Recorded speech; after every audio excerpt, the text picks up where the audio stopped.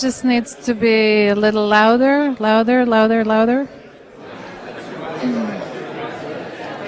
Can you, okay, we're here now.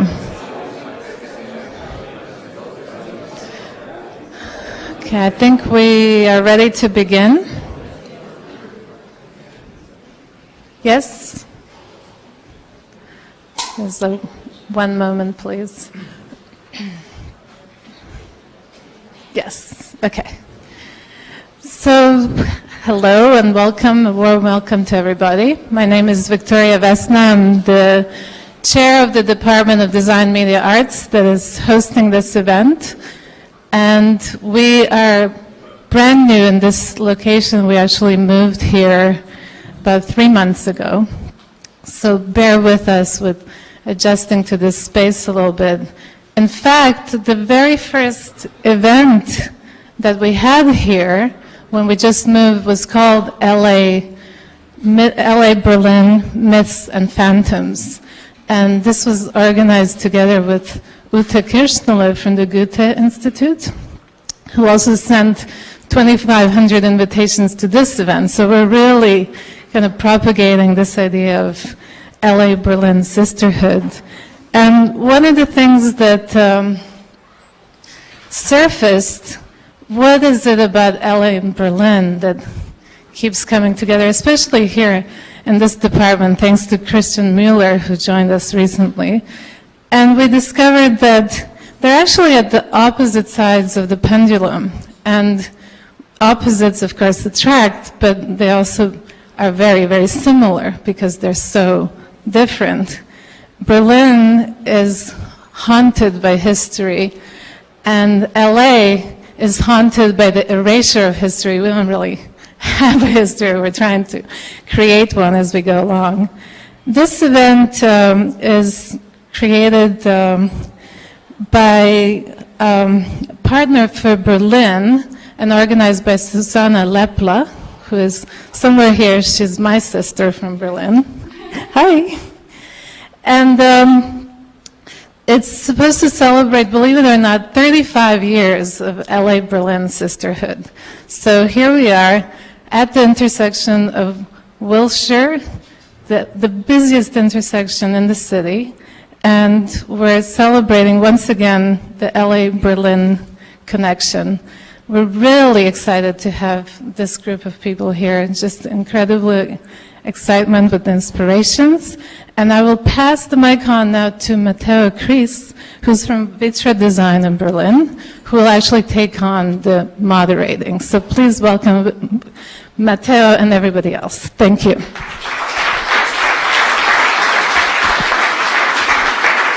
Thank you, Vanessa. Thank you very much for having brought us here with a group of young designers and architects and media designers from Berlin. And I would like to introduce the designers who will present parts of their work today. It's first of all Chris Burns from Abcarius Burns. And we have David Makovsky from Arcade Forms Design. Then we have Werner Eislinger from Studio Eislinger. And we have Lars Krückeberg from Graft. And my name is Matteo Reese from the Vitra Design Museum. And I will try to moderate and maybe provoke some questions from the public to the designers who are presenting their work. As Vanessa already told you, the group of designers belong to a network of young Berlin designers called Young Creative Industries, which is initiated by Partner für Berlin, which is a city organization promoting young creative Berlin on an international level. And this network was formed to do ideally events like this one that you see today, so where young Berlin designers can meet with designers from elsewhere and try to present their works in a context of other cities to make possible comparisons, but also to show differences and maybe ask the questions whether design is today more global in a sense that it could happen anywhere, or maybe is it local in the sense that it's influenced by the place it is created? And so maybe this may be a leading questions during the presentation we see. To give you a short context of the presentation, I would like to name some points referring to creativity in Berlin. That you might already know, but for example, Karl Friedrich Schinkel was one of the first designers and architects in Berlin to make this capital a very important metropole in Europe for creativity. Then, of course, Mies van der Rohe and Walter Gropius, Marcel Breuer, and a lot of other designers in the 1920s were making this city a very lively place in the 1920s, where it was a metropole for Europe, and a lot of people came together. Then after the war, after the World War II, the city was in a little bit isolated situation where it was difficult to attract influences from outside, because you always had to cross the German Democratic Republic, and it also caused that the city was never completely rebuilt after the World War II.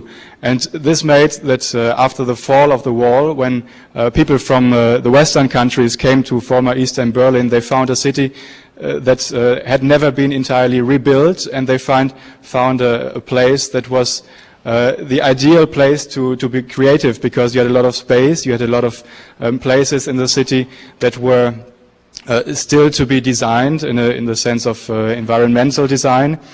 And this made that a lot of architects, designers, graphic designers, musicians from all over the world came to Berlin after 1989 and still come today, even though the situation in the city financially is not at all comparable, for example, to Los Angeles. The city is very much depending on private initiative and young creatives, because they are all ready to invest themselves in the city, and they are not depending on finding immediately clients to earn a lot of money. So the situation in the city that you maybe will learn from the designers speaking to you now is also that they are often working for clients that are not in Berlin, or they are developing their projects on their own initiative in the city. And well, one symbol for this boom of creative industries in Berlin after '89 was also that in 2000 we founded a design museum in Berlin, because there had never been a place to show exhibitions about design and architecture in Berlin. And when I came there together with people from the Vitra Design Museum, which is located in southern Germany, we came to Berlin, and we found that this city needed a place where all these creative industries can come together and see exhibitions and have workshops or see lectures about design. So we opened this Vitra Design Museum in Berlin in the year 2000, and it became a point of where all these people can exchange their opinions, where they can come together. And I think all these are steps, of course, in a movement that is still going on. And in Berlin, the city was never finished, and is today not finished at all. This is also something you will see on the images that you will see now. But the question that, of course, we would like to ask is how is today's generation of designers dealing with the situation? So how are they dealing with a city that is very much in a change and is not at all finished, but on the other hand doesn't offer a lot of clients to which to work for, but on the other hand offers a vast scene of subcultural designers and design. So this is the frame in which designers can work in this city. And maybe you can keep this in mind while listening to the presentations. And please don't hesitate to interrupt the presenters. I think they are happy to answer your questions. If you don't do that, I will maybe do that, or maybe ask some questions afterwards. Now I'd like to ask Chris Burns from Abcarius Burns to start. Thank you very much.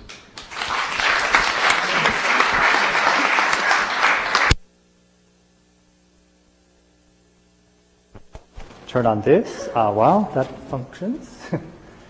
Okay. Then I press this button. Oh, that's not mine. There I am. Oh, that's not me either, but maybe it will come. Oh, maybe I have to click this. Okay. No, this is me. There I am. Okay.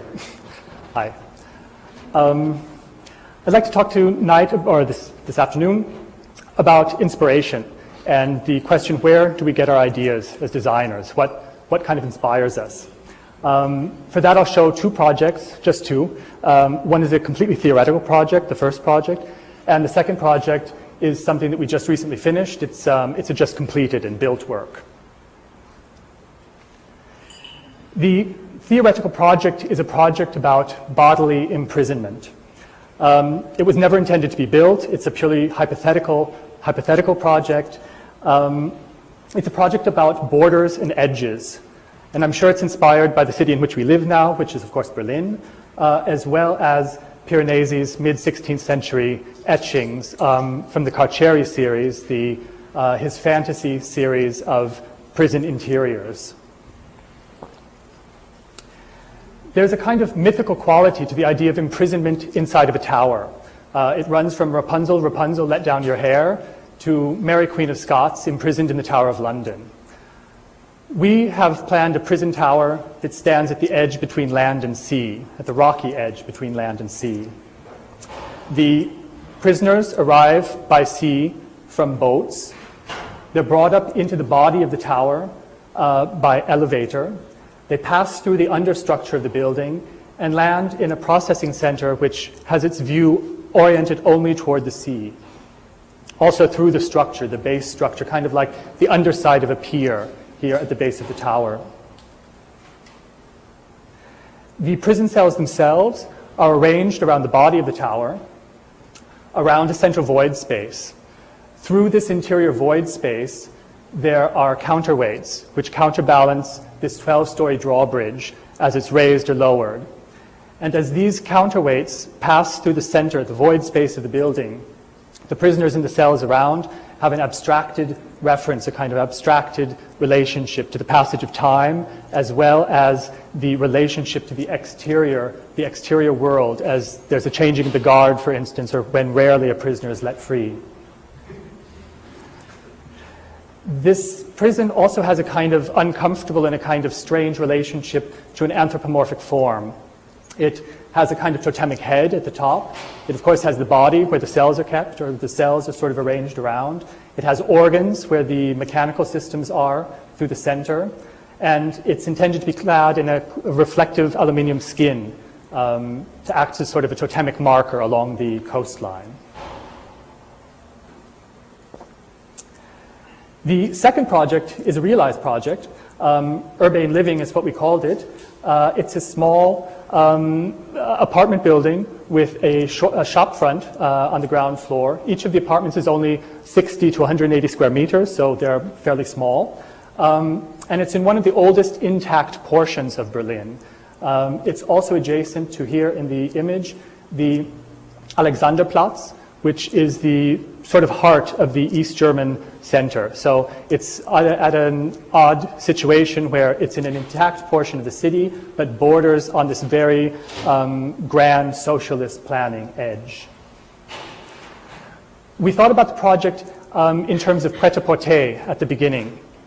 We wondered what it would be like if we could make a building like you make a t-shirt, actually. You design it, you make it, and then you sell it. This came as a result that we didn't have any client, and so we had to make our client ourselves. So the project was a little bit different than most projects, or most architectural problems, let's say, because we had to find a site, we had to negotiate to purchase the site, we had to find the financing, somebody had to pay for the site as well as the building, and then by the time that we finished designing and building the project, we actually had to then sell or market and rent out the spaces as it was finished. So it kind of became a much broader kind of project than a typical architectural project.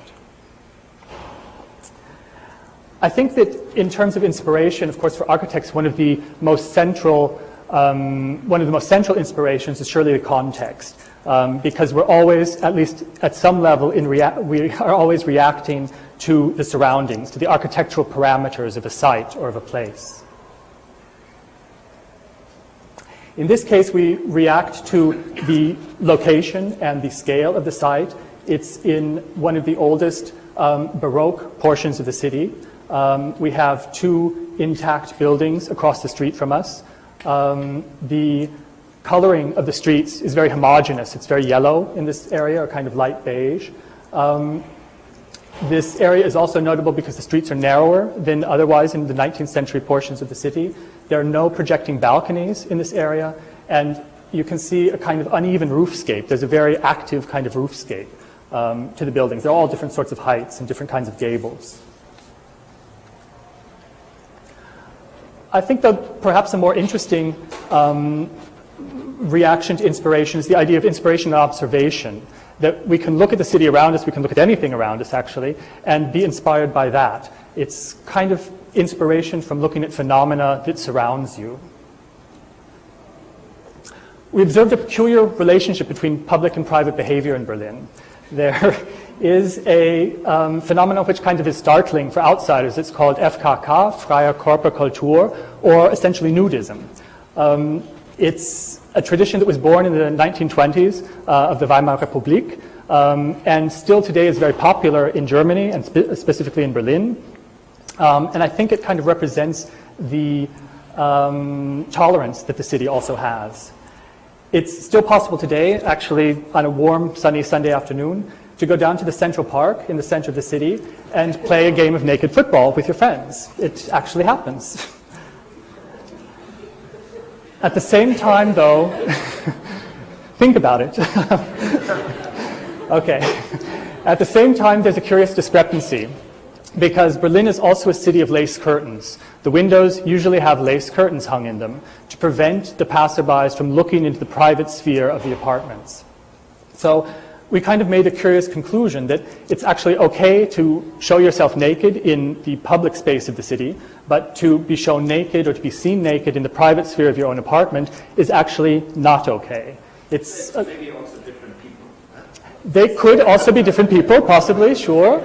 But as a general phenomena, it sort of is something that you start thinking about. Well, we started thinking about this discrepancy. They may very well be different people, but this edge, this kind of border between display and discretion, it's been a rich source of provocation or a rich source of inspiration for fashion designers, for artists, of course, over a long period of time. This is the monokini from Rudi Gernreich as opposed to the bikini. What we started thinking about is, of course, it's more generally the fact that that where you are or the nature of public and the nature of what is private is certainly culturally conditioned, and it depends on what situation you're in as to how you perceive that. If you take the same public-private motif or this sort of sense of provocation in architecture, naturally the interior of the urban apartment is private and the space of the street has been public. But if you glaze that border, if it's glass, or if you remove the border altogether, then this division becomes less obvious. It becomes less clear what's public and what's private.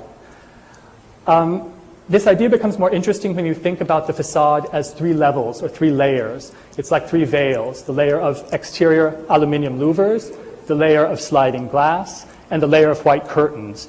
And the people who are living in the apartments slide or manipulate those layers back and forth so that they can at any time determine how much of themselves they wish to display and how much they wish to keep hidden.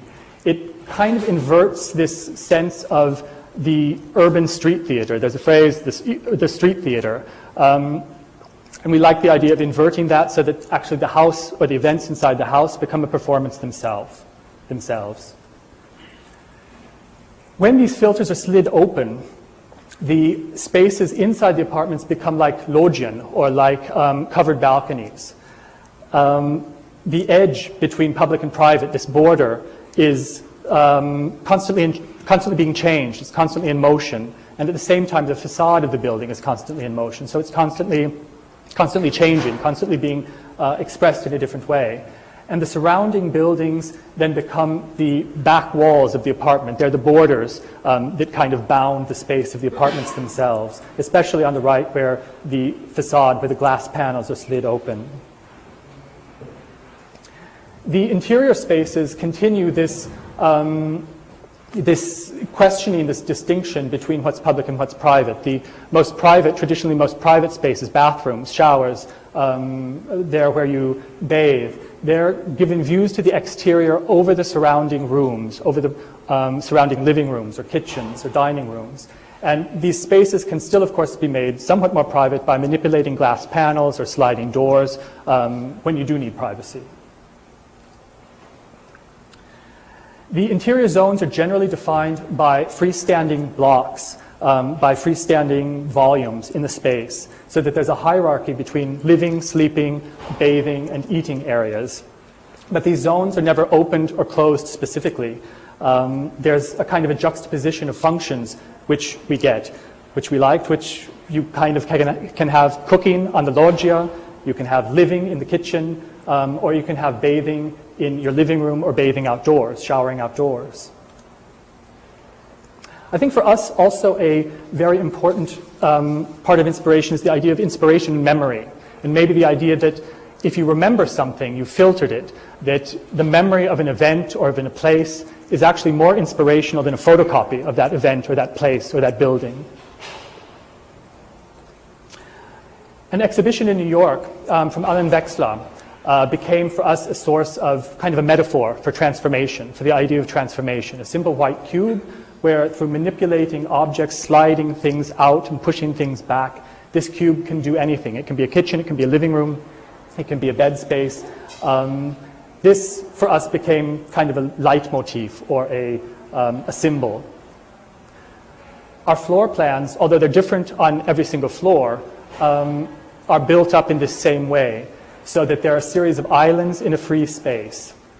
And these islands, through manipulating sliding panels, manipulating doors, manipulating them in some way, create different zones, different functions. They can be used in different ways. They can not only be used in different ways, but the block, which is at an angle, can be pushed through the entire building. Through the entire space. It's a bed, it's a closet, it's a flat file for the artist who lives here, it's a pin-up wall from the back side, and it divides the space in any number of different ways depending on where she shoves it at any given time. There's also an abstracted reference to the Arabic mushrabiyya in the facade, in how we've designed the facade of aluminium louvers. The mushrabiyya is, of course, like a built veil. It's like it's an extension of Islamic women's clothing, actually, where from behind the mushrabiyya they can look onto the street while not being seen. I think also that there is a kind of general reference in the interior spaces to the apartments, to all of the apartments, and the references to the atmosphere, the warmth of a warm country, actually.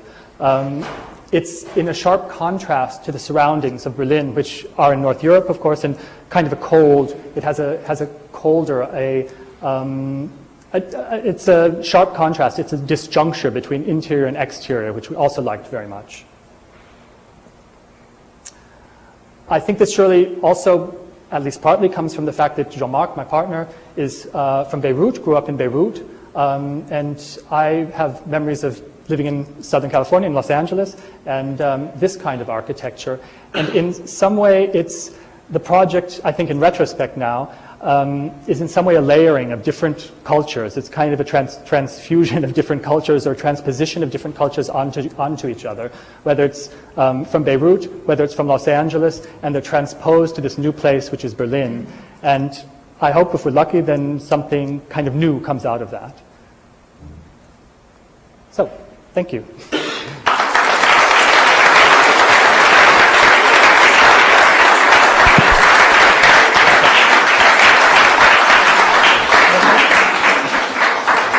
Yes. Are there any questions to Chris? Oops.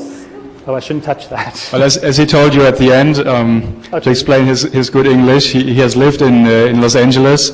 But what I found interesting is that you mentioned the possible influence of different layers on your work. But at the same time, the architecture you showed of the building seems quite influenced by a certain German way of building, which is very rational and very minimalistic. So. Have you chosen Berlin because of certain sympathies for a certain kind of architecture, or was there an influence of building in Germany on your own work? Because what you showed us, the project you showed us, is very different from what people would imagine an architect coming from California to Berlin. Mm-hmm. Yeah, I think that's absolutely true. It has to do with this idea of layering. I mean, Mies van der Rohe is, of course, a very clear and obvious influence. And actually, if you think about it, then the prototype of much of Californian architecture from the 60s, from the 50s, comes, of course, from Germany. It's a very direct kind of relationship. And yes? I have a question. I didn't want to interrupt you. Okay, but let me just finish. I think that to answer the rest of it, I'm not sure that whether you go to a place because you have an affinity to it, and if that's so, then it was more subconscious because there wasn't the conscious decision that we go to Germany and begin building in Germany. We simply went to Berlin because it was 1991 and it seemed like it would be an interesting place in the world to be. It was a year and a half after the wall came down, and it just seemed kind of like the right place to go. I don't know if we can really answer that, where that comes from, but it certainly has some sort of layering and meshing together. And could you imagine realizing such a project also at another place, maybe outside of Germany? Without this process you mentioned by purchasing a site and then promoting all the project yourself. This is a work which is quite different from what a lot of architects would like to see their work. Actually, I think that that's a process that has its inspirations probably from the United States, because that's a much more common sort of thing. Architect developers, actually, Portman is the example par excellence that comes to mind. In fact, that's a very un-German thing because it's normally not allowed by the architects union, and in fact it's still not allowed, so we had to kind of find a way of describing it or presenting it. To tell you the truth, we just haven't gotten in trouble yet. I don't know if maybe we will one day, but I don't think so, because it was a non-profit project. All of the money that kind of came into the project, we put back into the project through the use of materials or whatever it may be. So that's kind of how we defined it, let's say. Question? Yes. We are talking in these microphones because of streaming, is this true? Yeah. Don't worry about this Berlin Architecture Association. They just fired me out of it 3 weeks ago. So I'm not a member anymore. I was wondering if I should say anything. Yeah. I think it's not a bad thing to have trouble with them. Now, my question is that you and your company or your partnership, I mean, you're very well known. You did a lot more things than you were showing us. Mm-hmm.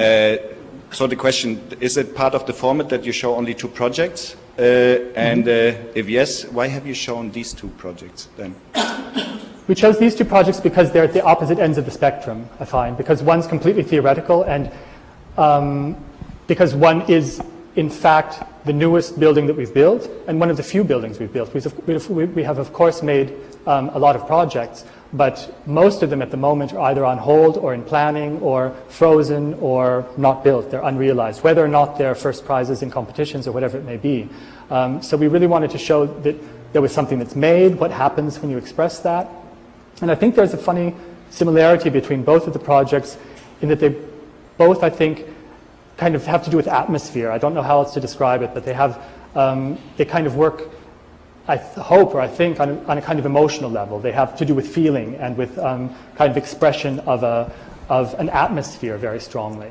Whether it's a very dark atmosphere, as in the prison, or whether it's kind of a light and foreign atmosphere in the built project. At least that's what I think we're looking for. Yes? I can certainly be heard Yes, I think. Here, as you know, there's no zoning at all. Yes. In Berlin, there traditionally has been fairly kind of. Just curious who your clients were and whether you needed to make certain concessions to them in terms of how you fit into the neighborhood and so forth. And finally, did the place fill up quickly and are people happy? Yes. Okay. Actually, we were the clients ourselves. It is literally the way I said. We had no client. We had an idea. We decided that if the clients that we knew from previous projects could successfully build a building, then we could do it too. Who owned the land? The city of Berlin. So they were clients in essence? No, we bought the land from them. But in order to be able to buy the land from them, we had to present 5 different projects for 5 different sites. This was the 5th time, and it was going to be the last time because we decided if it doesn't work this time, we forget it. It's never going to work. And so it was our last kind of chance, let's say, that we set for ourselves. And first, the city has to approve you because they have to approve of your rough project, of your concept. Now, red tape or hoops is that? I'm sorry? How much red tape or hoops is that? Very difficult. That took a year and a half of working on 5 different sites, all one after another. Then you send in your project, and then you get a rejection letter. And based on aesthetic or practical grounds or both?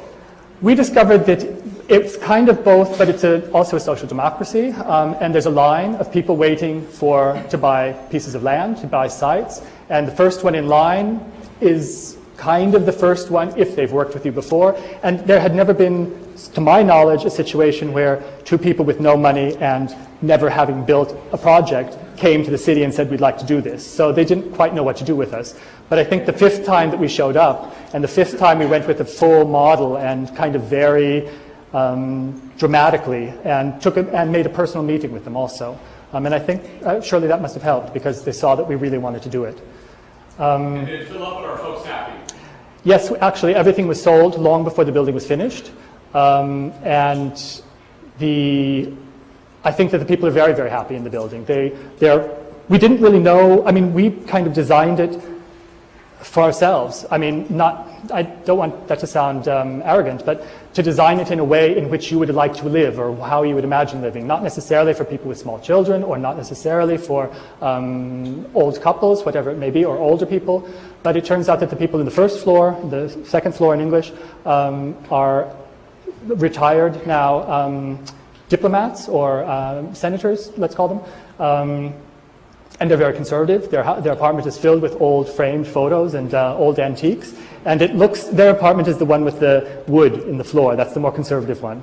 And they did have the choice. The people who bought the apartment had the choice to say, we want wood, we want stone, we want these things. But they love now these bare concrete walls, which they were terrified of at first.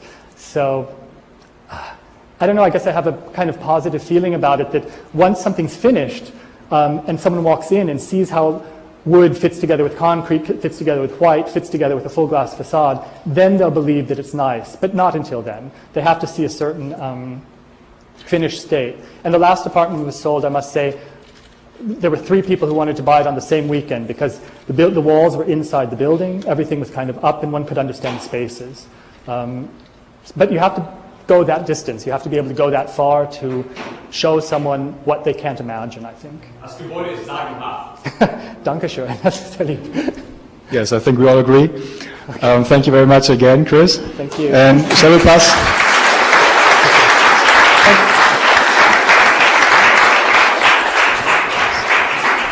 Now we pass over to David Makovsky. Okay, this I will turn off.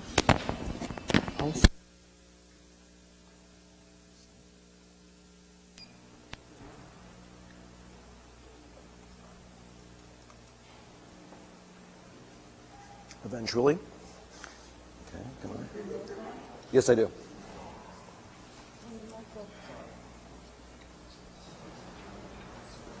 There we go. What I'm going to do is put on some images, and yeah, let's see.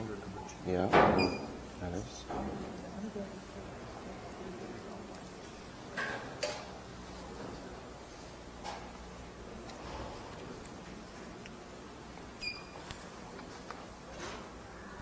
There we go. I'm going to put some images on and give you kind of an idea on the kind of work that I do. And then those will be kind of washing while I'm talking. And then towards the end, to kind of keep us within this 15-minute, this is our limit, then I'll talk about a specific project that kind of, you can see how my commission work and influences production work and all that sort of business. So let me get these moving.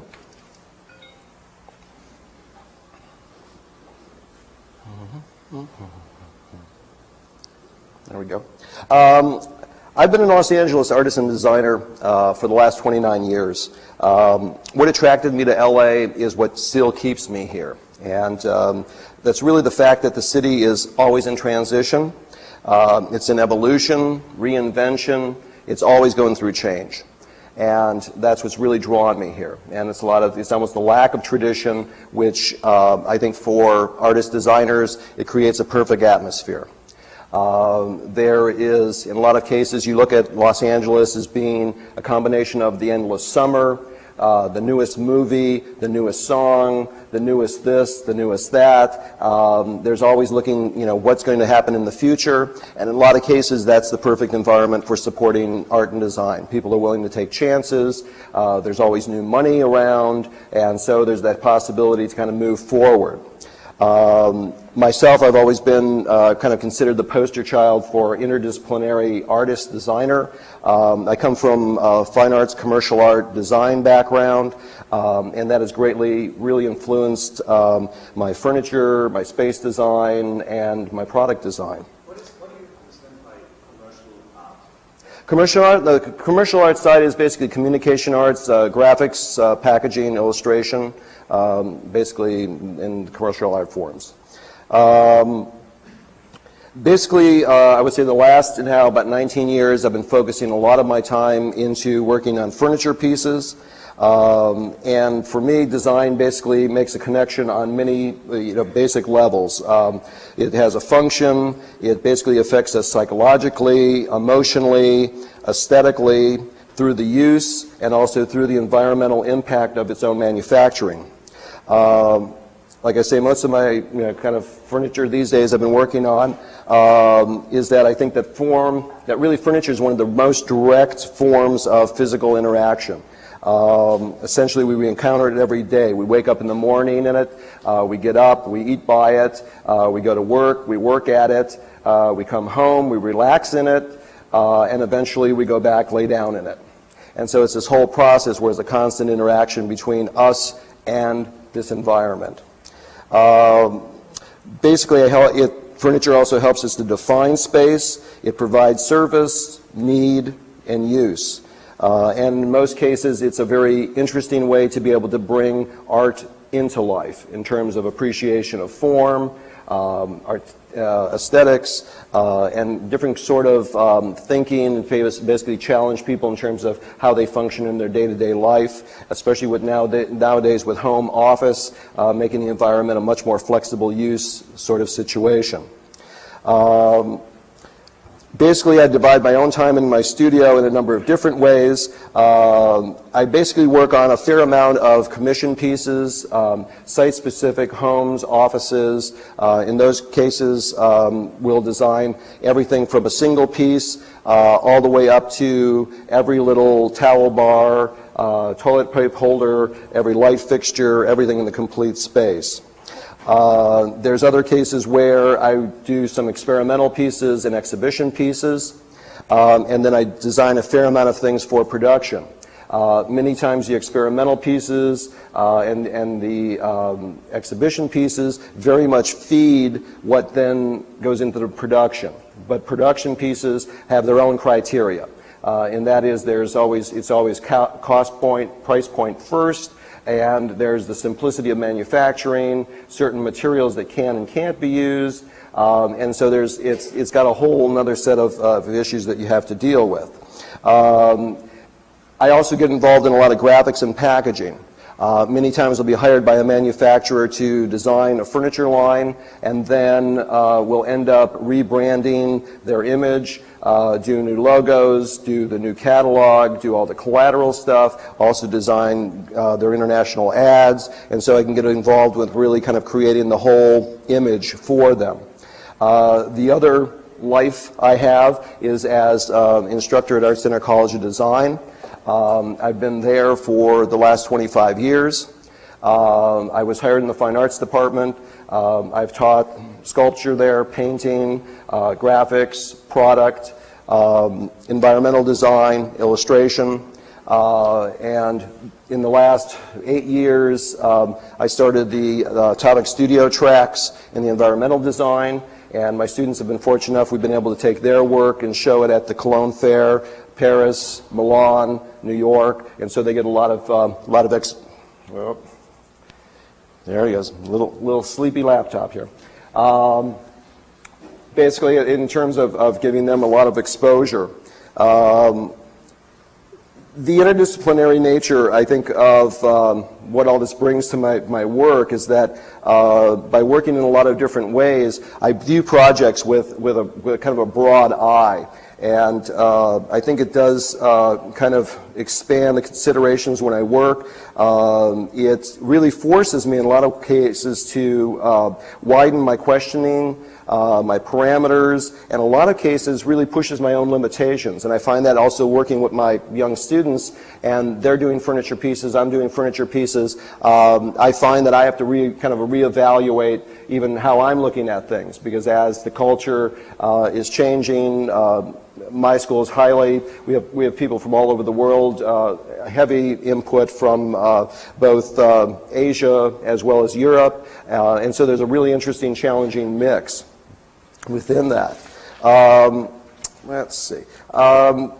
As far as viewing my work, you probably noticed that I did like designing a lot of different materials. I also have a fabrication studio in the first floor of my studio. So actually a lot of the commission pieces are built in my studio, or I run a very much like a cottage industry where I have a lot of other artists and designers that work with me on projects, and so when we handcraft the stuff ourselves, many times I'll actually make prototypes for manufacturers in my studio, and then it'll be shipped off. And so, you know, for me, Los Angeles is kind of a place in the middle. I design for a lot of Italian manufacturers that manufacture in China. And so the designs go one way, the manufacturing comes from the opposite side. And in those cases, like currently I'm designing new projects for Fiat Italia, Ofex Class, who has Miniforms, and all essentially Decoro. And then on the other hand, in Los Angeles, designing for Artedi, Galarkin, Creative Elegance, Elo out of Chicago. And so it's a situation where in those cases, some of them, like Artedi is based here in Los Angeles, but they manufacture in Italy. Elo is based in Chicago, but they manufacture both out of Chicago, out of Italy, and out of China. So it's one of those things where there's a lot of cross-reference going on these days.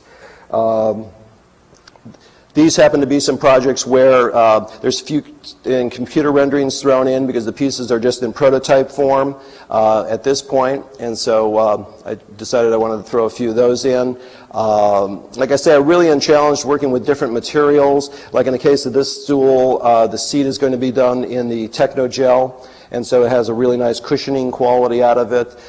Some formed glass pieces utilizing the cast aluminum, and in those cases I'll make the mold masters in my own studio, and then we'll ship them off, and they'll do the prototypes from there. In a lot of cases, when I do a project, I might do some things for homes and offices. Somebody then sees those pieces in terms of a company and says, would you be interested in developing that more for manufacturing? And in those cases, then something might be altered. There'll be a project coming up that I'll show you how that goes directly. In other cases, sometimes the things have to be changed drastically to do that. Other times they can slip right into a manufacturing mode and be made very easily.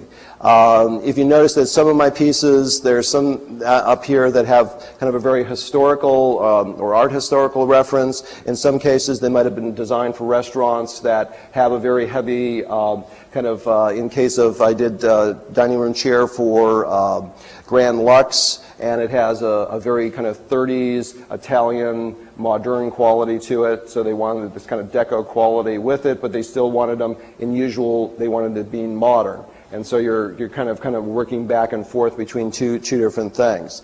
This is the particular chair. So it's one of those situations where the client had a specific kind of want, and at the same time you're trying to design something that feels possibly a little fresher for them.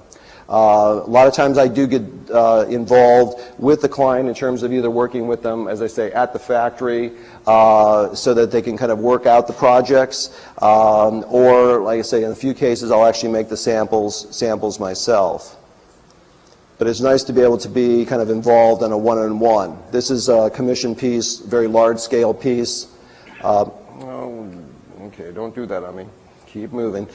This is basically the last piece in terms of it was originally done as a home situation, large, flexible media, and DWR, Design Within Reach, saw it and said, you know, could you design that same thing, basically the same reinterpretation, but at a much smaller scale, because we like the idea of the modular. We want to be able to offer this in a lot of different, you know, like a limited amount of pieces, but have it be applied, you know, in a kind of a smaller scale. So it's a much more flexible. They had a real mind in terms of like San Francisco apartments that things would actually fit into, and they could carry them up the staircases and all that sort of business. And so I went up, and this is part of the presentation that I showed them as far as different configurations. So it could start out and be as small as just 2 pieces and be a love seat, and then certainly very logical in a normal modular way. You can kind of build it as big or grand as you want. From the original piece that I did to the actual production, the only thing that's in common is the cast aluminum legs. When it came down to it, there's not a measurement on the thing that matches at all, because to be able to scale it down and be able to essentially make it both comfortable, and we're kind of exploring the limitations of trying to comp upholstery in a 3D rendering program. As I was talking earlier to some of the other presenters, having been in the business as long as I have, there's times where I still do most of the stuff on pencil and paper, do most of the full-size drawings, really kind of style the piece, and then reduce it back down and then come into the computer to kind of do these sort of presentations. It's starting to become the norm, though, with most manufacturers. They expect to see this sort of thing. Back in the old days, you could easily do some nice little marker comps, and everybody was happy campers. At this point, they want to see much more, in terms of the whole look of the pieces in general. And so, like I say, you can kind of control the whole environment from a very small piece up to a larger sort of piece. And different configurations just by putting the 2-seat and the 1-seat and the corner units together. I think there's like one more here. And like I say, it's sprinkled inside the thing, and there's the actual piece itself now, the way it appears in the catalog itself. And there we go. So let me just stop that down. So essentially, that's the kind of work that I do in my studio. It's a combination of a lot of furniture work. I really didn't get into any of the real space projects that we do, either home, residential, or office sort of stuff. But a lot of my passions really is based in the furniture. So, okay. Thank you.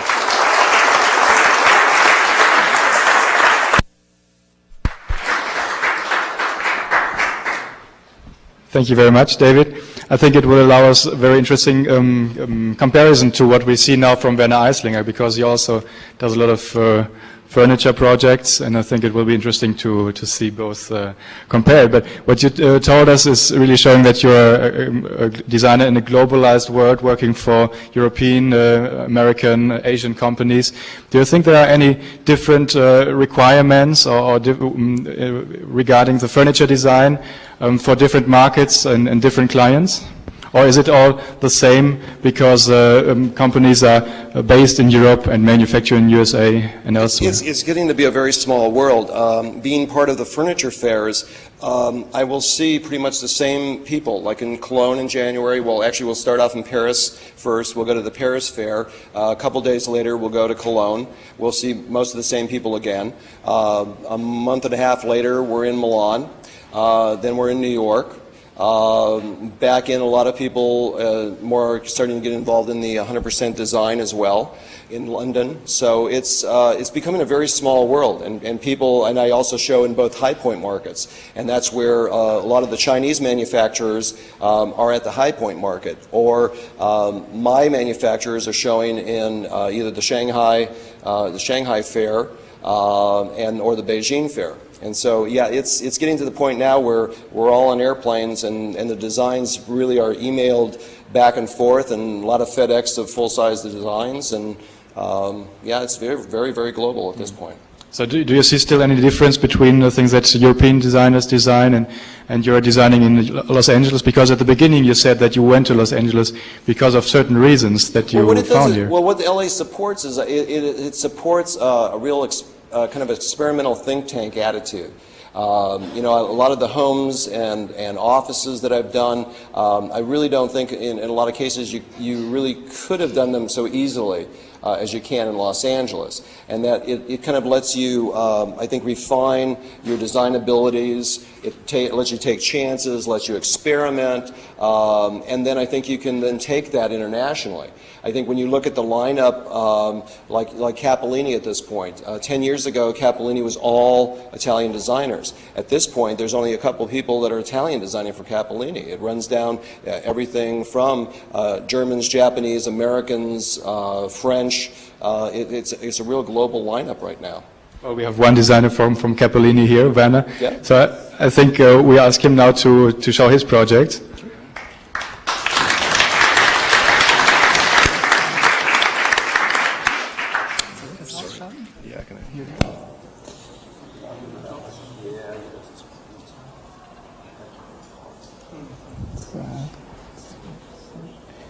Is it already 3 or?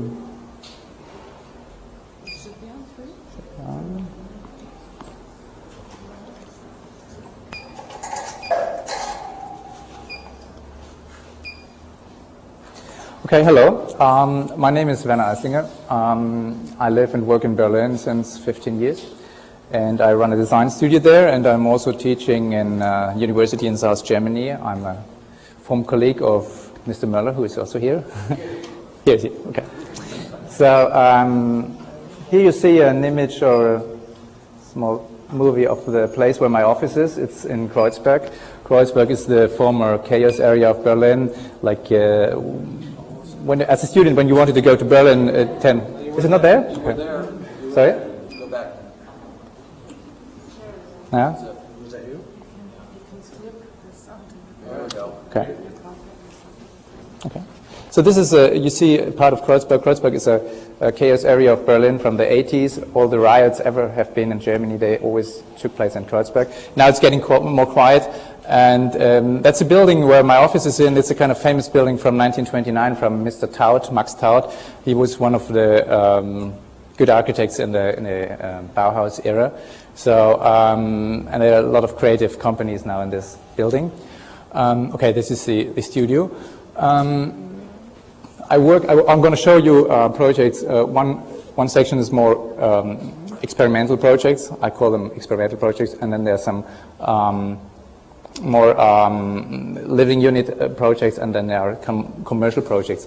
The first project I want to show you is I made with Cappellini, Italian manufacturer, and this was quite innovative because when I was going to the company, I'm going to stop here in 1995.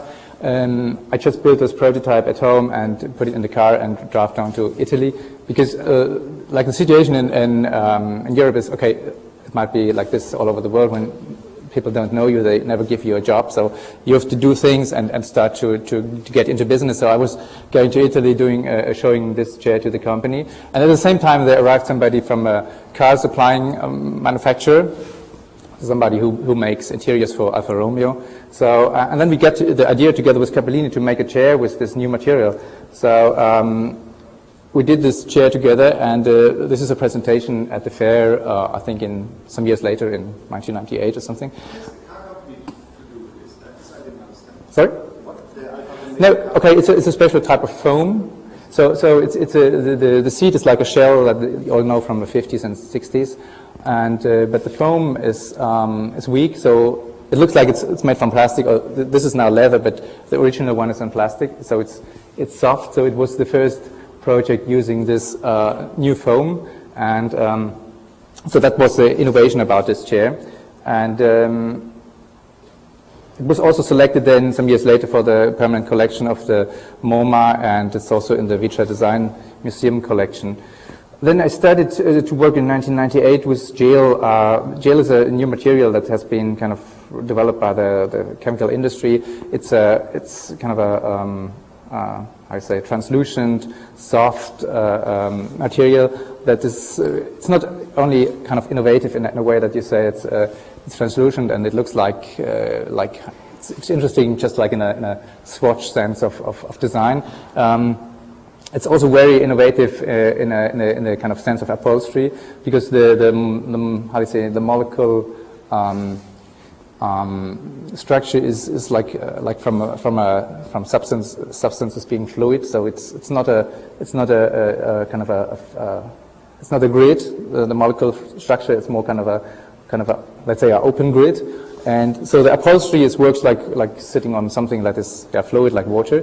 And it's said that 1 centimeter of this gel has the same comfort than 5 centimeters of foam. So to use this material, okay, on the one hand, it was fun to do it as a first this was the kind of first furniture project with this new material. It was interesting from the point of transparency and new aesthetics, but also from the point of upholstery. So why I did all these projects, I mean, it's not like that all these companies, they say, okay, here, $100,000, just do some experiments. I mean, nobody normally, or in Europe it works like this, nobody asks you for these projects, so you have to invest your own money and do the research by your own. But I'm going to show you later on more commercial projects, so this is the type of work I like a lot, because it's at the first point it's uncommercial, and it's more kind of a investment in the idea of design and research. So these were some of these products, but I did them only as a limited edition. They were never going to production. Then next project is also with gel. Then some companies asked me to do serial projects for them. So there's a famous Italian company like Zanotta. So I did a chaise longue with them, and this was kind of the first serial furniture worldwide using this new gel. And again, this project, I mean, this, like from an economic point of view, as a designer, you should never do these projects because you never get any money out of it. So these Italian companies, normally they don't pay a lot, or they pay nothing from the beginning. So you're paid with royalties. That means after 1 year of development, the piece goes in production, and then you get some kind of percentage from the sales. But a piece like this, and it's now very expensive because, okay, all these technologies and investments. So from the economic point of view, they sell about, I don't know, 50 a year. So it's not that you do these kind of projects because you want to get rich, or you want to get. It's more the kind of the idea to invest in these new technologies, or just in your own ideas. And the other effect you have from these projects, I think this was in the year 2000, this was the second most published furniture worldwide. So it was, I think, in 1,500 magazines. So in the end, even if you don't earn money directly, it's a kind of a multiplicator, in a sense that other people after years might ask you, hey, you've done this piece 2 years ago, why don't we work together? So it's always worth to do an experiment, even if it's at the moment you do it, it's commercially kind of a disaster, but there are other kind of multiplicators that are important. So these are some more images. Okay, this got some prizes, and it's now in a kind of Fonds National in France. So, and then I made for Capellini, the company. I did the first chairs I did another chair project. This is the third jail project, and it's in production now since this year. And this is a third step in the technology working with this new material, because we put in the structure inside the jail. This was technologically very complicated, and this is from the presentation this year. So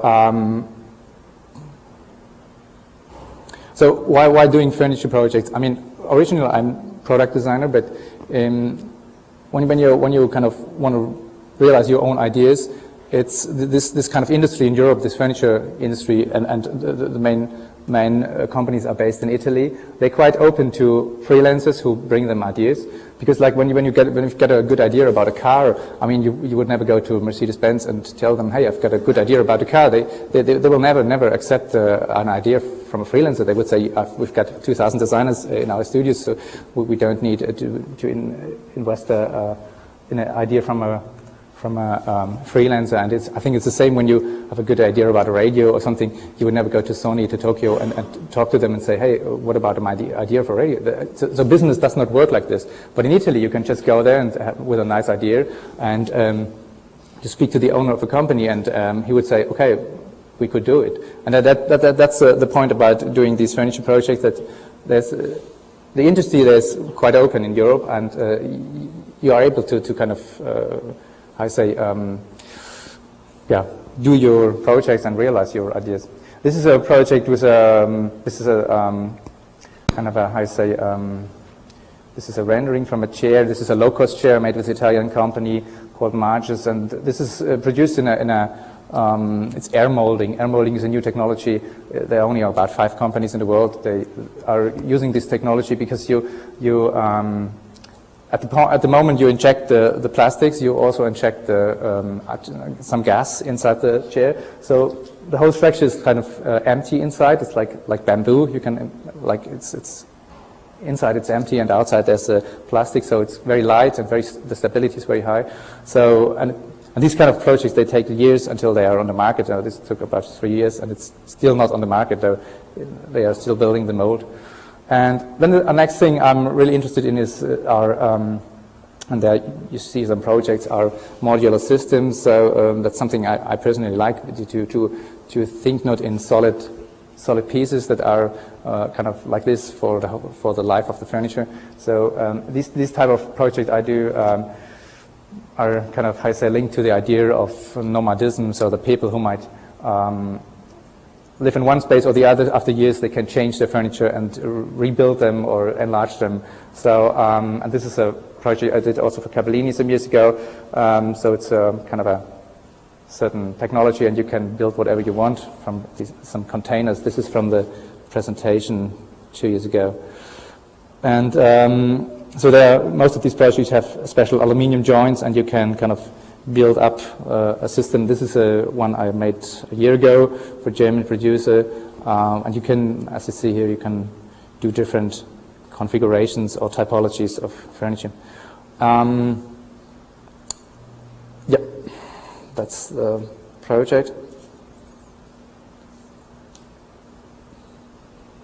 These are the projects, let's say, I did with like this producer, for example. This is a company that has a big market in Europe and also in the US and in Asia.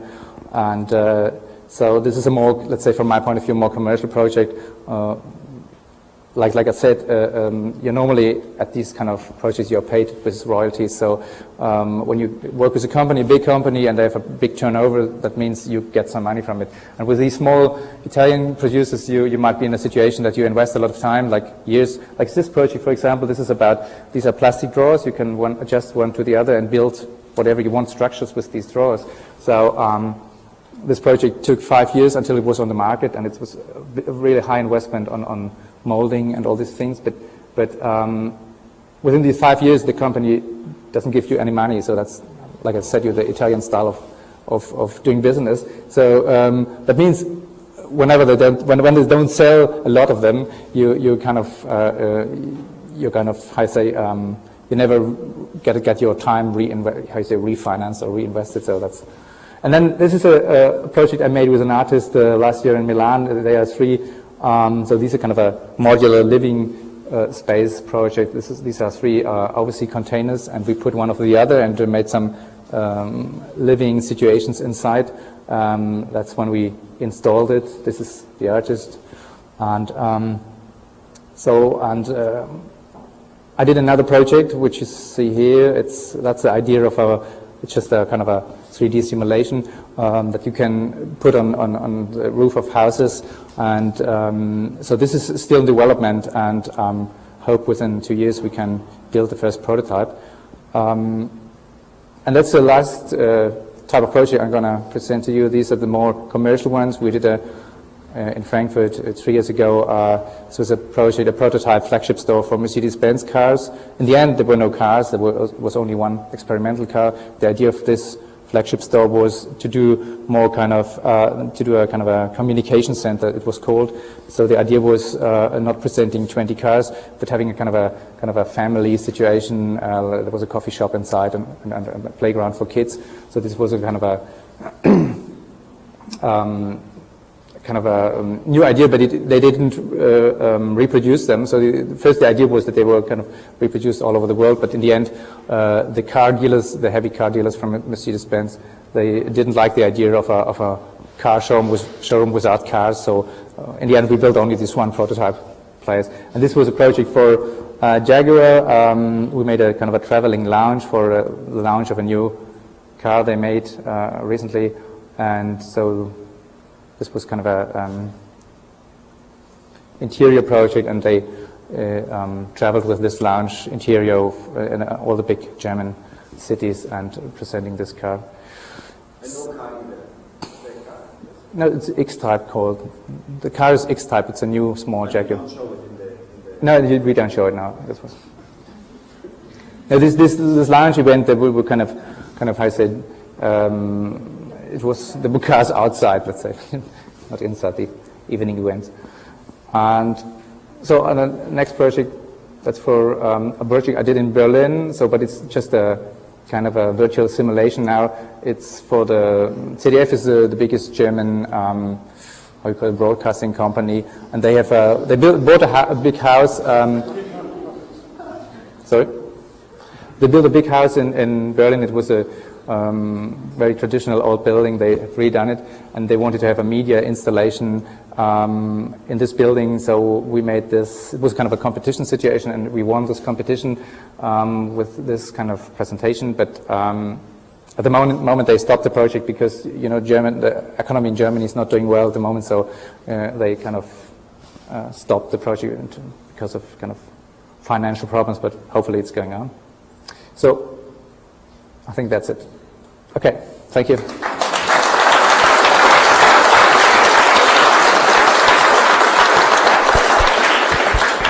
Yes, thank you very much, Werner. The 2 projects that you showed us that are directly in relation to Berlin are the Loft, the Loft Cube, and this last one. And among the other projects that are mostly realized with Italian companies, it looks like those are the fun projects, or the projects that motivate you to work. Is it like that? This is what keeps you in Berlin, or what has brought you there? Okay, I mean, I studied in Berlin at a design school, and Berlin is a place where things, I say, start to exist. I mean, there are more established places in Europe, like in arts or in culture, but Berlin, there's a big kind of subculture. So whenever you think about music or I say, design, architecture, arts, Berlin is always the place where things start to happen. And a reason might also be that the economic power of Berlin is not kind of comparable to Los Angeles or this area. So rents are kind of cheap. You can rent a loft for small money. So that means people have, or young designers or architects, they have got kind of possibility to play around and to do experiments because they all can afford kind of spaces, and so that might be a reason, because Berlin is so creative. And for me, it's more an input city, because the output I kind of produce somewhere else, maybe in Italy or I think in the, let's say, in German language countries, there are only 3, like Austria, and Switzerland and Germany, it's still the most exciting place to be. And so I see it more for me personally as a input place. I get the input and the output I produce wherever or it's needed. Okay. Are there any questions? No? Okay, so then we pass over to Lars.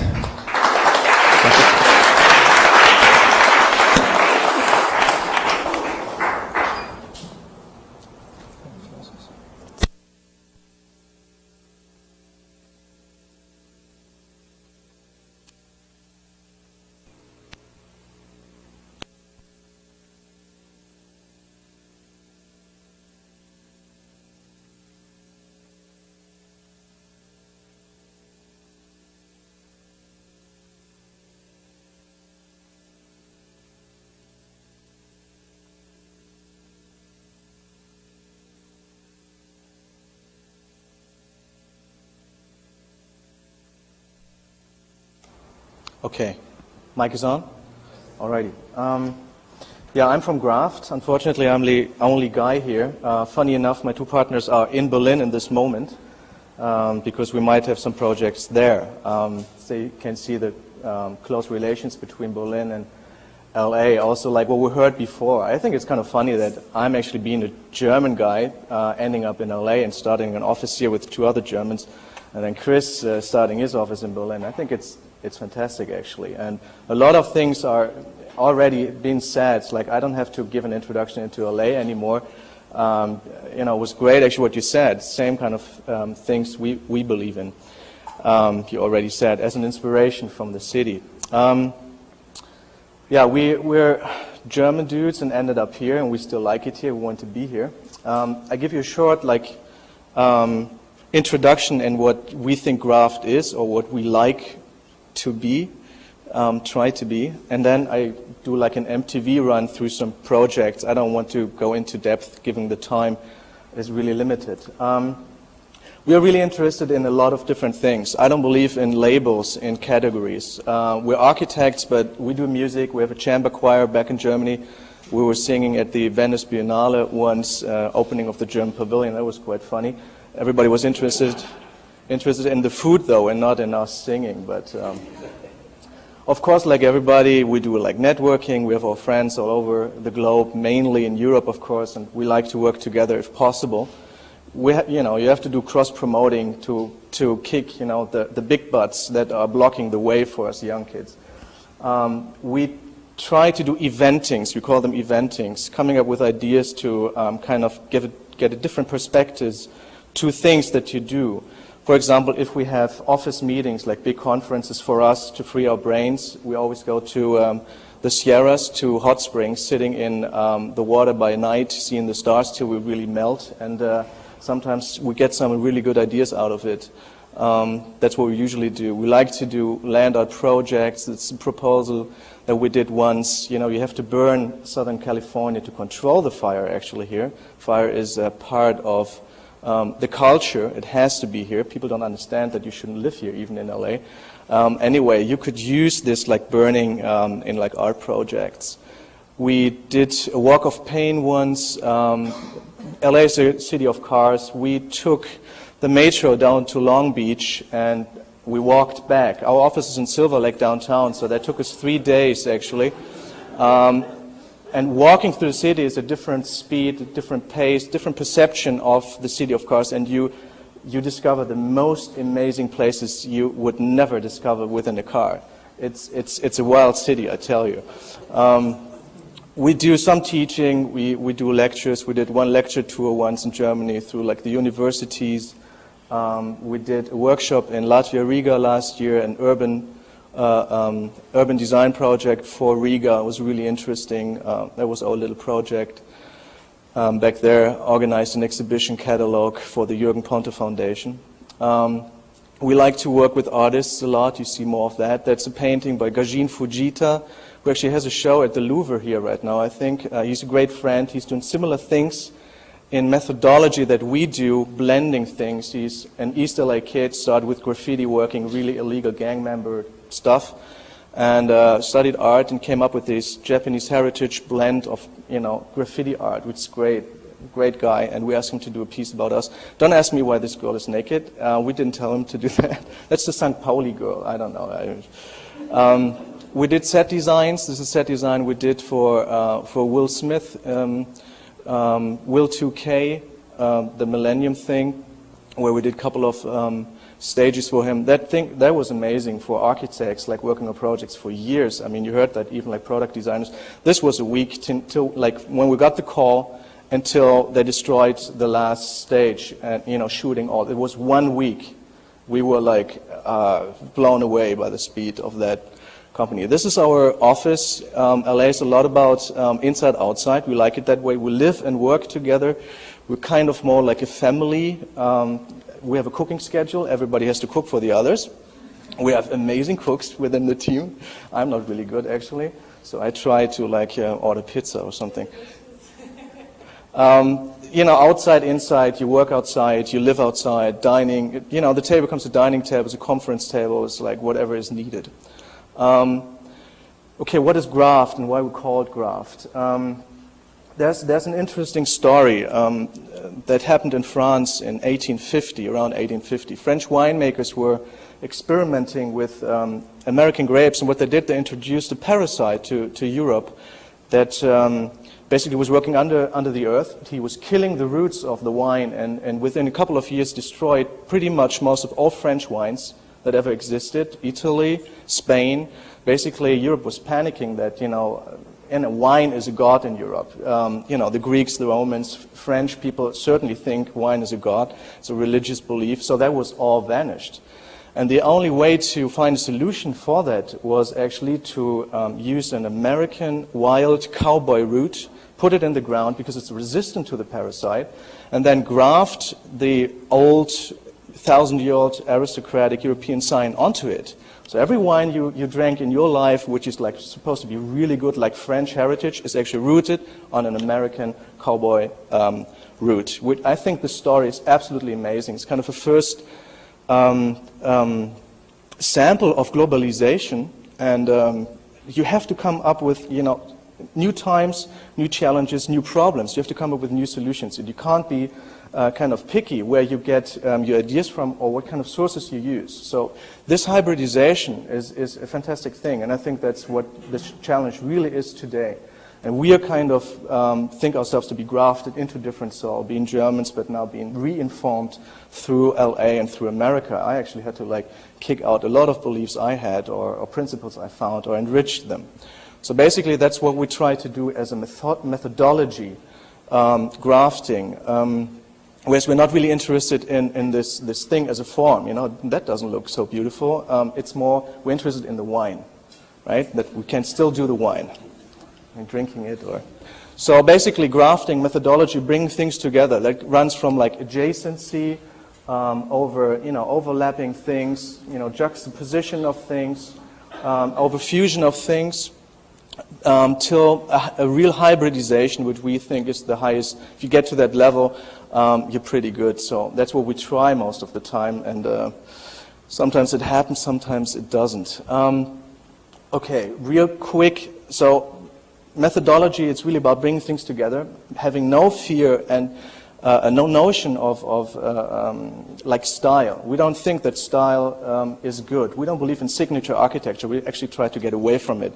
This is pretty much, signature architecture for us is limiting and is only there as a marketing tool. If you want to be successful in the market, yeah, you have to create a signature. But I think it's limiting, and I mean, to tell you the truth, one thing is for certain, we heard that before, if you want to make money, you're in the wrong business anyway, right? You shouldn't be a designer or an architect, you should be a lawyer or something. So it's not about the money, not about the marketing. We think this is limiting, and we want to free ourselves. That's why we're here. We did a lot of work for .com, enterprises, concepts for working worlds with interior designers, with Word Design in Pasadena, they're now in downtown, creating CIs for Earthlink or Virtualis back then. That business took a big dive, as we know, so we don't do that anymore. It was a lot about creating worlds, like urban interfaces for the people that would work all around in cubicles, basically, but they would have these interfaces that you could project onto walls, common areas in the middle to hang out, chat, because basically that's all they do. They hang out there, they make their friends there, they meet their wives there, basically, so you need to have spaces where you hang out, where you bond, where you relax, where you get new ideas. So in the end, it's a very capitalistic thought because they function better. This is a little office space we did for a German film company in Marina del Rey. That's sort of office we call campground architecture or playground architecture. It was a lot about the notion of movement, so we used a lot of freight containers. This is like the conference room, and then we had these big motherfuckers there. We called them the elephants, and they were supposed to. That's a conference room within the freight containers. The notion of movement, of things that happen, also like that thing as a nutshell. You're supposed to be crazy in there. And then these guys, again, they were supposed to move, actually. So these are units. You can rent them out. But sometimes, units tend to be bigger, so you put like some of these elephants together, you get a bigger unit, kind of an urban scenario where you shift these guys around. That was canceled due to code. There actually is code here in LA. All Germans think it's, wildlife. We can do whatever. That's not true. Germany is pretty tough, but LA is as well as an architect. This is earthquake country, so we couldn't do this. That was unfortunate, so they're stable. But people still use it and play around. This is an office for a Hollywood company. This is a space where we explored, again, that reminded me to your building a little bit. This is office and living together, and we are in the generation where both of that kind of tends to blend into each other. There's no difference anymore. At least the flexibility is a powerful tool these days. People want it. So basically what we tried is like, this is the living area and this is the office area in a big loft, and you can totally put that together if you want to. And then we created like a stage. All that is white here. Basically, it's one big space. It can be totally combined. When they have like the big parties to entertain people, you could do that in the executive office with that destination of the fireplace, or you do it in that living scenario with another fireplace on that side. And basically, can open all that and look through it. So the kitchen in the middle becomes an entertaining device to both sides. The conference room is pretty much open to all the waiting area, reception, but you can close it with walls and with doors easily. It becomes a separate thing, a separate unit that works by itself. This is the reception area. Yeah, you see the whole span, basically, of 400 linear feet through that thing. This is the kitchen with the more living space, waiting area, again, the kitchen. This is the other fireplace. So basically it works together. You really can combine it if you want to, but you can be totally separate in your living space if you want to. There was a little freight elevator that they wanted to destroy, and we said, no way, this is a cool thing. We actually wanted to do the secretary in there, but they wouldn't let us do it. So the secretary comes down, greets you, and moves up with you. But at least we did like a little lounge in there. So that's what we call storyboard architecture a little bit. It's like the scenario while you go in, and that's of course is an influence from LA. While you go in, it's like the sequences of things that are revealed till like the very end. It's like this thing's after a couple of courtyards, and then you go up. Multimedia thing in there that prepares you. Light is movable. You see pictures, flat screens. Does a little thing, the door opens and you're ready to sign the check. It's like you're convinced already. So you can tell stories with that thing. Or at parties, it's just, the bar, that there's a little bar in there, that you can like put out, and so the bar is going up and down with the guests all the time. New people are greeted, yay. We did a lot of residential stuff here in LA, a lot of transformation. That is one thing in LA. LA is not as dense as Berlin, but pretty much the place is taken. So in architecture, most of the things you do is actually remodeling, or a lot of it, especially when you're a young firm. So that's what we do. We did a lot of remodeling. This is a little guest house that we did with the actor Brad Pitt. Actually, most of that design is from him. The notion of, kind of a fusion, the notion of travertine, old, rich, European materials. This is all casted in bronze. I did this little clay things that we then casted in bronze. It was pretty amazing. And water is moving down these travertine slabs. The notion of hot spaces, so you know where your feet are warm and you're supposed to stand there because that's where the shower head is. Things like that. We did a little studio also with him, which is next door. Studio for like all sorts of like things. There's a library in there, modeling, pottery, drawing, designing. So to get your hands dirty to do things. It was an existing building too. We opened it up as much as we could because we're in California, right? Outside, inside. That's the beauty of the place. We created this little space device. We call them service walls that function as a Swiss Army knife, basically. It's totally clean and closed if you don't need it, but then you can open up all the stuff that is serving the functions to all the spaces, basically. A little zigzag chair, slips out.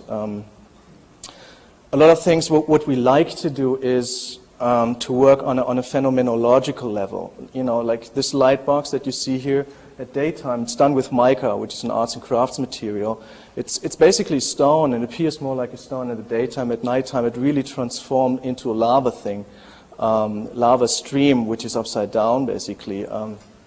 So it really transforms the space also. This is the hands-off toilet that we designed. Prison hardware. This toilet here, an emergency shower is in here, and little valves that you do with your knee, so you don't have to touch anything. You come in totally dirty, and then you can like operate everything with your foot and with your knee. So it's a very clean space. While you walk around that, we use this Lumesti. We love this material. That you can see that at the Standard if you drive by. It obscures the view, and then sometimes it reveals things. So sometimes you would see somebody shitting there, and sometimes you don't. Of course, we had the luxury of having a lot of money to test out things on that project. This was one of the first projects, a little restaurant in Hollywood called Ammo, where we had literally no money. I mean, it was really nothing. And half through the process, we actually heard that in the budget we also had to buy the silverware. So we kind of managed to do it, and it's very simple. All the materials are used in the way we think materials should be used. So wood is wood, concrete is concrete. Doesn't try to be something else than that, and hence the beauty of the material. It's a nice place, humble. We like it. Sound is not as good. We had no money left. We did a couple of competitions. I don't want to go into detail. It will take too long. Audiovisual lab for Leipzig. America is not a competition culture. Europe is much better in that respect, even though by now all the competitions in Europe, they become ridiculous because it's basically you cannot enter as a young firm. And if you are picked and you win first prize, you can be guaranteed that the second prize is one of these big-ass offices, and they are on the phone after they hear the second prize, and they kick you out in a second with the jury. It's weird. It's not easy. So we don't do a lot of competitions, a lot of money too. But this one was fine. Like a big bar, stochastic, non-discrete structure. They didn't believe it's buildable. Well, but we had fun. A little other competition was called the House of Today. We didn't really understand that concept, so we proposed the House of the Future. It was basically the lawn, the front lawn folded in, so it blends into each other. Something that we really like to work on. I mean, it's fashionable too, right? I mean, terraforms and landscape as architecture, but it's fun. We do a lot of exhibition design. This is an exhibition that we did in Santa Fe with Dave Hickey as a curator. This is a facade by Jim Easeman.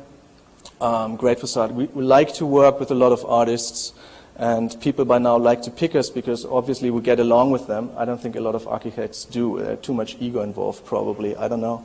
We did this entrance piece, kind of playing off the modular of Jim, and did the whole exhibition design where we try to create a vernacular or language for that specific show to host the artifacts in there, so it really blends into each other. Kind of a modern translation of John Soane's museum in London, or the Salon Fond du Siècle, where everything becomes one. We actually wanted a bar inside and running peacocks in it, but that wouldn't let us do it. That's Jennifer, yeah, I know. Yeah, she's not here tonight, which is too bad. Yeah, that was a great thing. It's like you would stand there for like hours and be mesmerized. Fantastic. Alexis Smith, who is also in LA.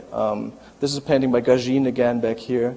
So trying to develop a language that suits everything, yet becomes kind of legible for that particular task. This is another show that we did at the LACMA. It was just demolished. LACMA is, in the Boons Gallery, they have these art shows for kids, or like, let's say, all generations. It's a great thing what they do there, LACMA Lab. And they asked us to do the last show, which was Seeing.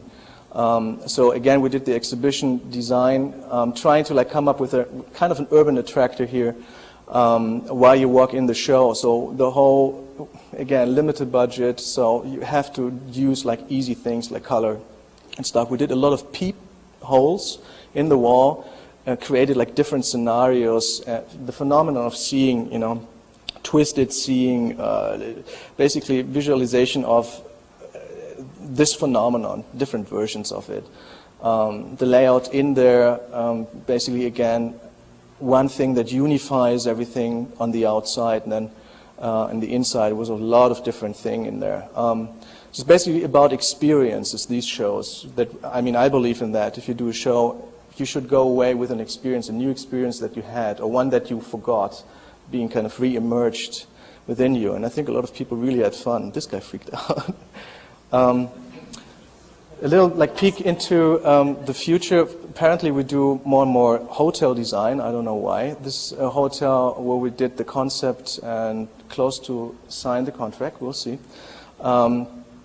It was a built thing already, so we had to do the interior more or less and give it a face. Very small space, limited space, that again we try to like reuse the function. This is like a lounge area at daytime. You know, you get your cappuccino there and you get your newspaper. At nighttime it becomes a bar, so it addresses the outside people. It's supposed to be a boutique hotel, so it's supposed to be chic and whatever. New, you know, cutting edge design, whatever that means. Little reception, not as important, so you go up.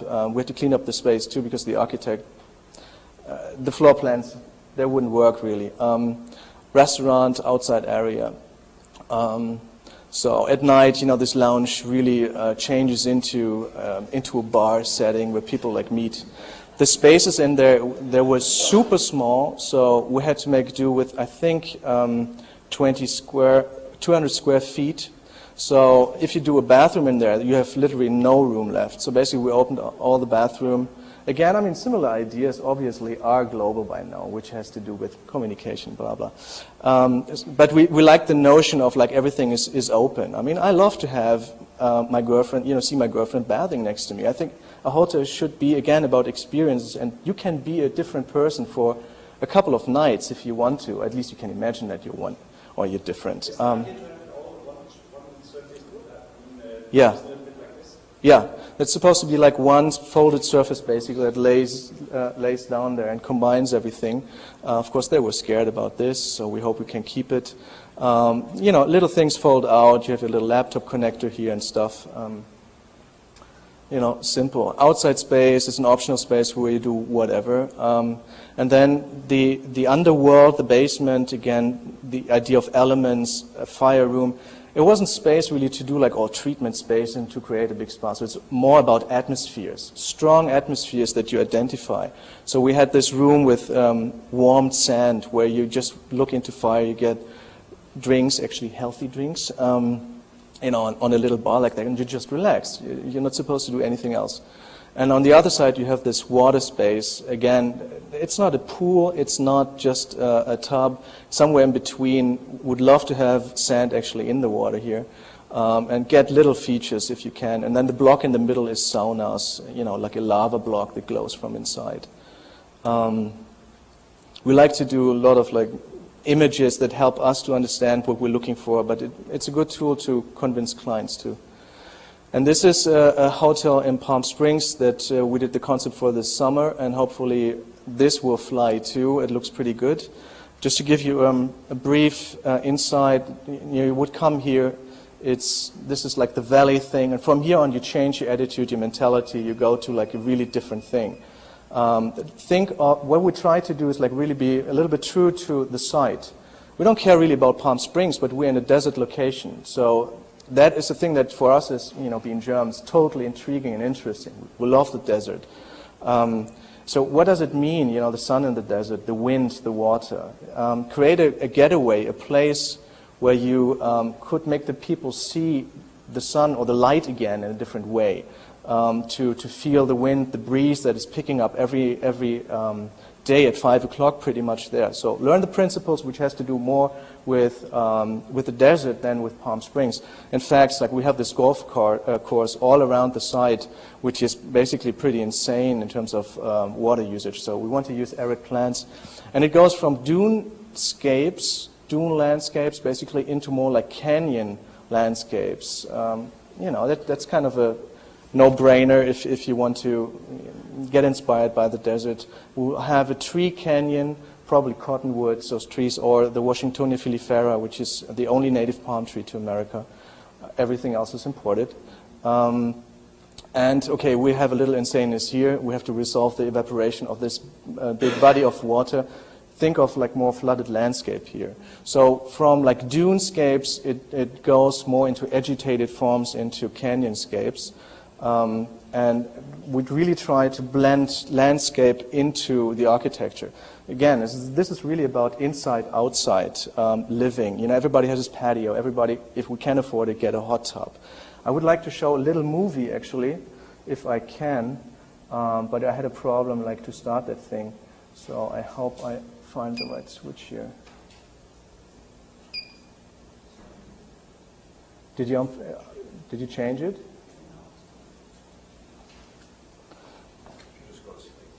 So the movie will explain a little bit better how the spaces work, and the music is kind of fun. There was nothing in the last moments to get the pitch to the company, so don't mind if it's a little bit cheesy and commercial. Sometimes you have to do that to get the job. So here, it's you would come, don't mind the facades at this moment, we're on a conceptual level. It's more about seeing the spaces. Valet parking, you go into the tree canyon.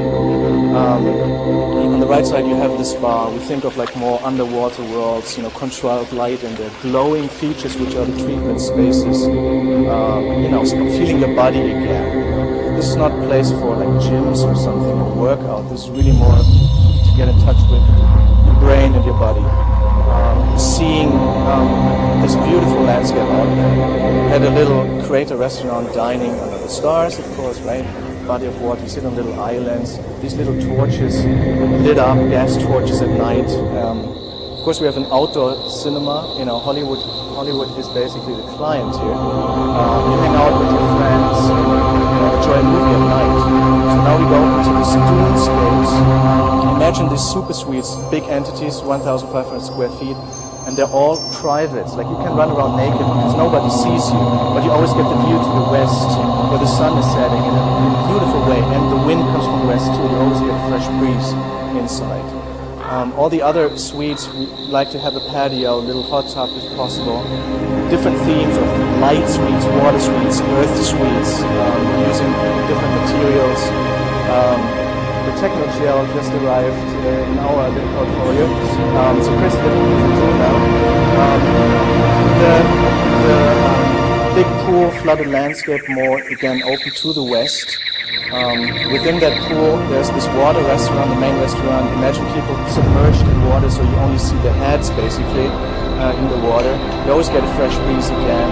You hear the sound of the water, and you sit outside again. And get the great view again to the west. This whole thing is gearing towards the west. Little pools that you discover, it's a lot about surprise, inspiration, So these little pools that you discover where you have private parties at night. This is the water canyon, with the spine. On top of the lobby, of course, overseeing the whole site. You have this bar, of course, and that would. Okay. Here you get an overview over the thing. That's in short, basically what we do right now. Thanks.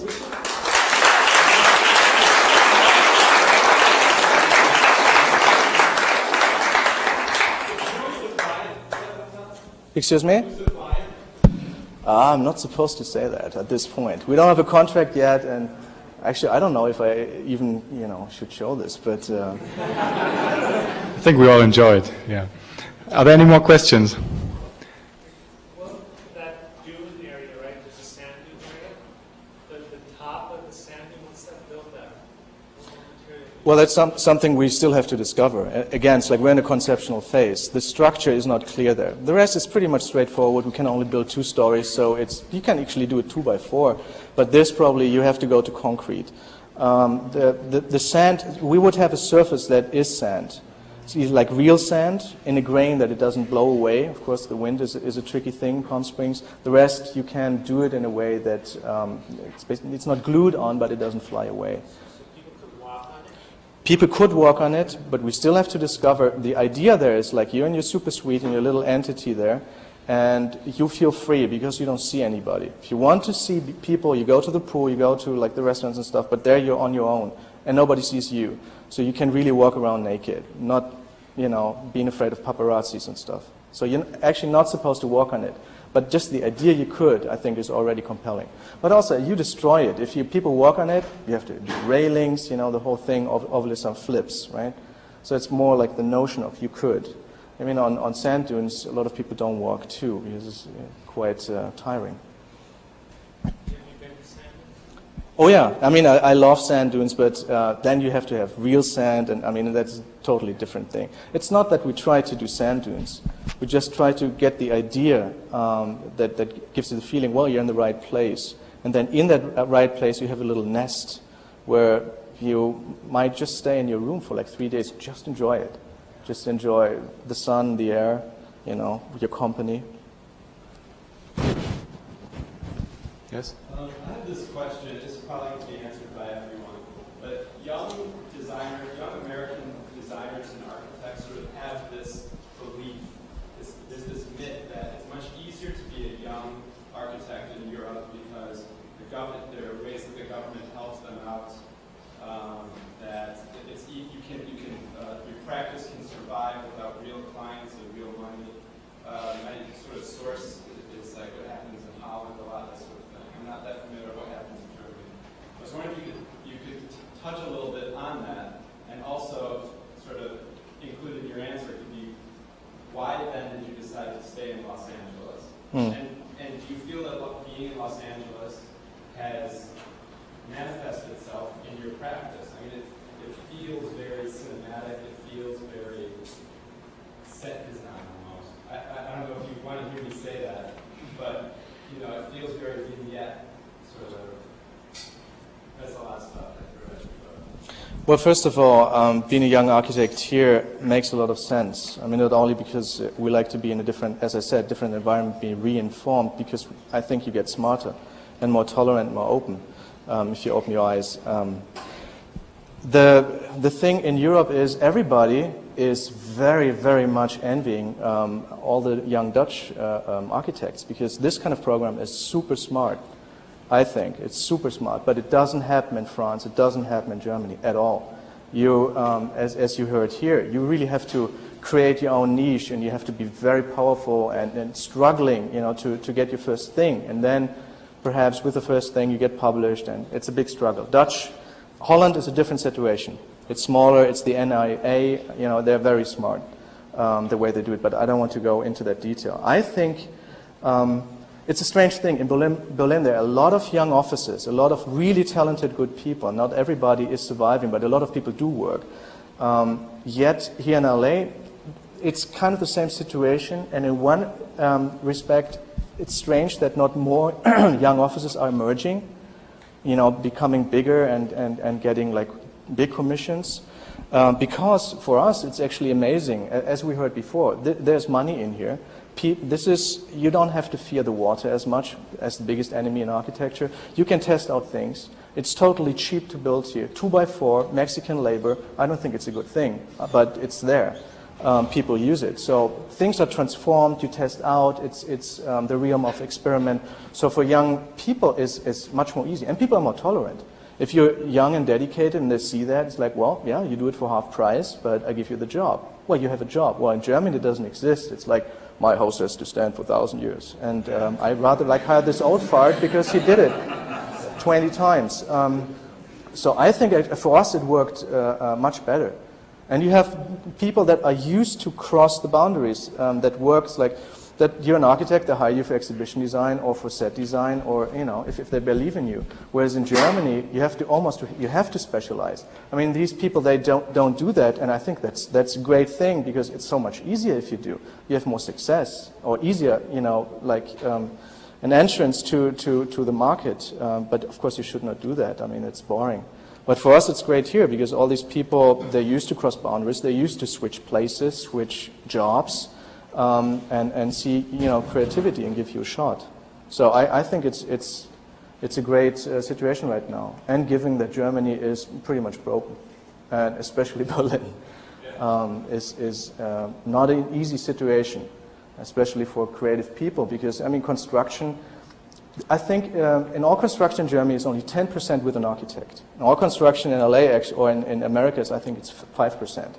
But the architect is always, you know, problems in like money, the architect is the first to be fired because people think he's not necessary. Of course you can do it with a consultant, you know, some structural engineers, you don't need the architect necessarily. So in an economic crisis, everybody suffers in the building industry, but the architect really suffers. That's all true. I would only add that it has been in the past microphone. I would only add that in the past it's been true that they have a very strong competition system in Europe, and that has been really the savior of young architects. It was, and it has been true, our office has survived since '96, actually, as far as I can remember, only winning competitions. It had been the case that there was enough money in that, and that was also the case in France as well as Germany. That has dried up to I'm afraid to a large degree. I hope that's not a permanent situation, but it was a very much a state-sponsored system to get you to build your first projects.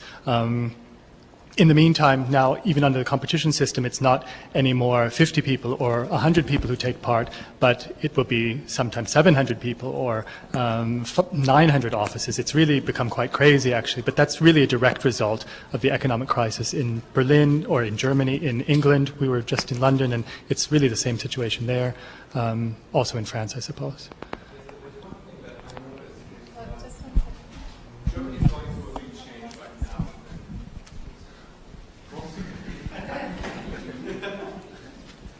I'm the other half of Up Harrison Burns. What I notice is that because Germany is going through a big change because of unification and so on, Germans are getting adapted to let's say towards an American system actually, where where there's free economy and there's less social restrictions. But what I noticed, and this is why also the competition system doesn't work so much anymore, or so well anymore, because people are becoming more they have more and more self-initiative, and which I think is a chance for young designers, because when you're working, or when you're struggling, you become inventive, and I think this is a situation that we had Germany had in the 30s, also in the 20s. And it's producing a lot of good quality products or production in Germany. But it's not only Germany. I mean, the whole of Europe is going through a crisis right now. And I think that the good ones will survive and the mediocre ones will just vanish. And I mean, this is how it works also here, I'm sure. And I think in a way it is improving the quality. Another question is on that. Do you think that being a good designer now includes a lot of being an entrepreneur? Yes, absolutely. Yeah, I believe that. You have to be inventive, and you have to notice the sign of the times. You have to notice a change before it even changes. I mean, if you're really very good at it, and you have to be quick. But you have to be good. I mean, I'm not pretending to. I'm not saying we are good, but I just noticed that the quality, as always, prevails. But that was always the time, wasn't it? I mean, Le Corbusier was a guy who was just perfect social skills. And that's how he built his empire. But I mean, and well, Frank Lloyd Wright probably was a little bit different, yet he was, in his way, a magician, you know, to group people around him that totally believed in him. Even today, I mean, if you go to Taliesin West, people, I think, are still brainwashed there. Kind of strange thing, but you have to be an entrepreneur always. That was the case then, that's the case today. I mean, you kind of have to come up with your thing. And again, it's like what helps is specialization or signature. But I think it's also a danger, you know. And I think it's actually great here in LA that you have a couple of people that actually do that. And funny enough, they teach here, but they're actually more in Europe. Like, take Greg Lynn, you know, that's signature architecture, but he's like in Europe all the time now. He's in Vienna and Zurich, you know, and other people come here to teach here, like Christian, you know, who's kind of a superstar in his field in Germany, you know, came to UCLA and is like doing his magic here. So you kind of build your own scenario. But what I like about LA is that it, at least for me it really worked to free yourself and to expose you to so many different things that you're actually really confused and you fucked up for a couple of years before you get your shit together, and then it actually helps you a lot. You know, it's like probably like surfing, right, which I never learned, but when you managed like to be whitewashed all the time, but when you manage to ride the wave, then it must be great. But couldn't that be true independent of which direction you're going? I mean, I think that also has to do with the question of whether you are willing to immerse yourself in a different culture. I mean, Germany and the States, of course, are culturally very different in a lot of ways. In some ways, they're very similar. But I think when you do have this ability, you take this chance to be in a different place, there's an enrichment that comes through that contrast, whether it's Los Angeles or whether it's going to a different culture and discovering something new, whether it's Tokyo or whether it's Rome, whatever it may be. It's simply something different than that what you know and which you grew up with, actually. No, you're right. And for me, it's no surprise that, I mean, that we as a group here, but also people that we know that are kind of known for what they do, they're all over the place now. I mean, for me, that's not a wonder. And that a lot of things, if you do your thing in Berlin, we do our things here. There are things similar, of course, that emerge like in different continents from like different people. The techno gel, I didn't know that you did that, that chair and that, you know, die Liege. Great, man. I didn't know. It was like, wow, these guys start to like use this techno gel we just discovered. You know, you did it like years ago. But it seems to be like the thing out there right now. One thing I'm interested in, Brad Pitt ordered some of those chairs, just a personal question. Brad Pitt ordered some of those jail chairs. Yes. From did you organize it or did he order them for you? Kind of. Yeah, actually I did. I get some commission then. Okay. No, I saw it at his place. Yeah. Okay. No, he's really on top of that. He's pretty good. Okay. He knows the shit that's out there. It's very interesting and talented actually in design. Okay, good. Okay, if there are no more questions, I think it was very interesting at the end to hear from the German architect why he came to LA and from the American why he came to Germany. And I think your metaphor of grafting, of bringing things together so that something new comes out, was exactly the thing that why we were here today. And I think it might go on with other projects. So thank you very much. Thank you, Victoria, for bringing us here.